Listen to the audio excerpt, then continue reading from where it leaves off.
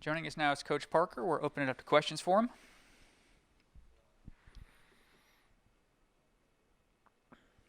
First up is Greg Hunter. So, Gerad, we just talked to Gerad Deggy, and he talked about his progress through the season. You've addressed it before, but what have you seen in terms of his progress from the beginning of the year to now? Yeah, I think from as we see it as a staff, and of course, I guess from my perspective, I would say you've seen a guy that's gained real confidence. I think it's easy to say you gain confidence by playing and doing those things, but the only way to gain real confidence is to have success. So Gerad start to having some success at a high level in big games in a Big 12 setting, and I think anytime you're able to weather the storm and go through what he's gone through and the games he's played in, find success and continue to grow.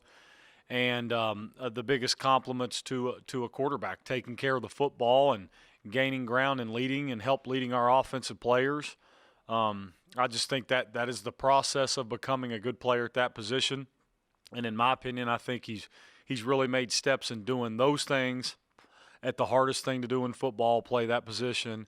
And it's allowed him to continue to have maybe sustained success now, and he's starting to develop real confidence. Go ahead, John Antonik. Yeah, Coach, and I know it's been talked about their ability to get on top of people quickly and put up a lot of points quickly, and in their scoring margin in the first quarter.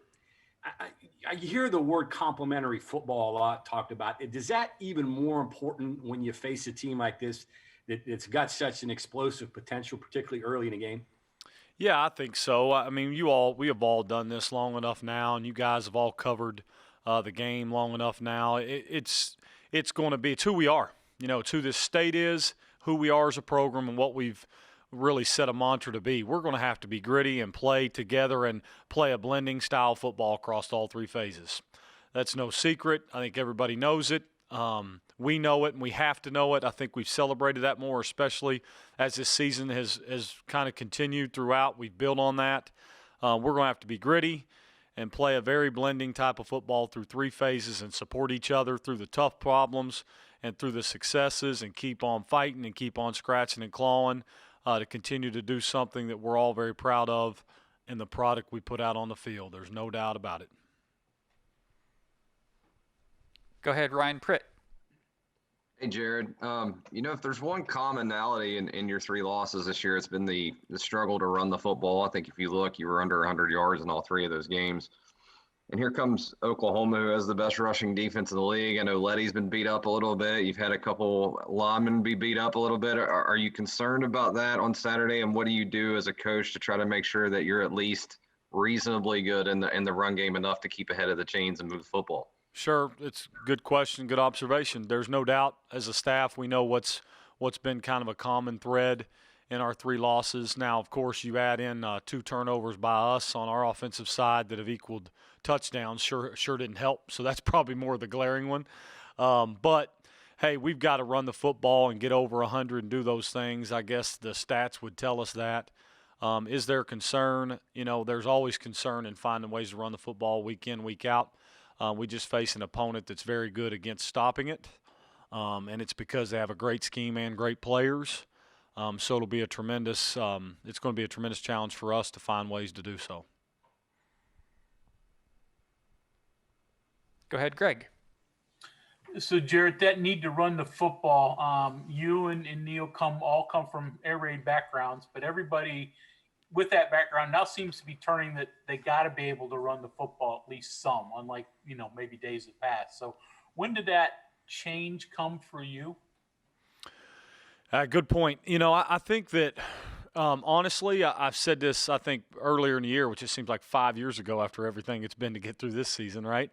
I honestly, after having to go through the deal and being interim, those 6 games in 16, I think that it was really a big point because we actually threw the football well enough in that time, and it hit me after the season to realize the reason we got in so much trouble is we weren't able to help our defense, we weren't able to run the football. And so I kind of got enamored with that as I went through the last 4 years, and keeping that in mind if I ever got the opportunity to be a part of a staff and do this and get in the position I am and and Neil's seen the power of it. And I think that both of us together, along with the staff, have realized it is very difficult not to run it. And I think running it looks different ways. Just traditionally to line up in power eye football or get under center or just hand it off every time doesn't necessarily mean that you have to do it that way. We just believe that you've got to find ways to run the football somehow, some way, and that can look many different ways. But there's just power in being able to hand it off. The percentages of handoff are much higher than throwing completions. And then finding ways to keep the clock running and keep drives alive and impose kind of your will on how you want the game to kind of continue is important to us. And I think that growth started then. And of course, being at the last stop last year and our ability to run the football at Penn State helped.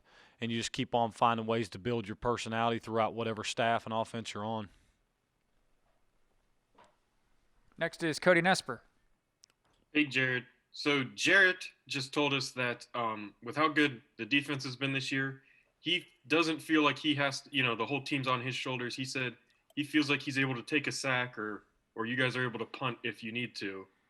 Does that mindset just kind of speak to, I don't know, maybe how he's matured this year in the progress he's made? Yeah, I think so. And you know what, you would say that just having the observation of knowing that, finding comfort in that, and being aware of game and situational football is a testament to him, Coach Reagan, and the staff to just continue to find ways to be aware. Finding situational awareness and knowing that you don't have to be a hero at certain times to force football throws certain places or those things. I think that just knowing that you don't have to be that big all the time allows you to relax and digest what you see, be on time with the football, and take care of the football. And I think that's certainly where he's at. Next is Kevin Kinder. Coach, when you have a play or two in your game plan that's designed to work off something you've been doing all year, like TJ's first touchdown catch last week or Oklahoma's Godfather play that they ran in Bedlam Saturday, how important is it for the morale of your team that play hits and works? And if it doesn't hit, do you ever come back to it in that game, or do you say, okay, we gave that a shot, we're going on to our next option on our play sheet? Yeah, you know what? It's huge. It's like how Oklahoma started their games. When you get quick starts, usually that breeds a mental capacity to start thinking, hey, success is here, let's go get more of it. And certainly after you build on plays and stack plays together, I think it's important to continue to build on them. So we as a staff, you look at that play that especially the first one to TJ, you've got this plan in place. When those plans work, it establishes a sense of belief, right? So if anything, I think that's what's happened. Anytime you work on the certain things that we've wanted to improve on collectively throughout the whole year, when those things come to fruition, it establishes more morale, culture develops at a higher regard, confidence is built. There's no way to discard how is real confidence built? Success, and that's what we're building here from Coach Brown's belief and culture down, and this climb that we're on week in and week out has kind of worked out the way he's wanted to be because we have really established exactly a commitment to exactly what he's wanted us to do and improve upon.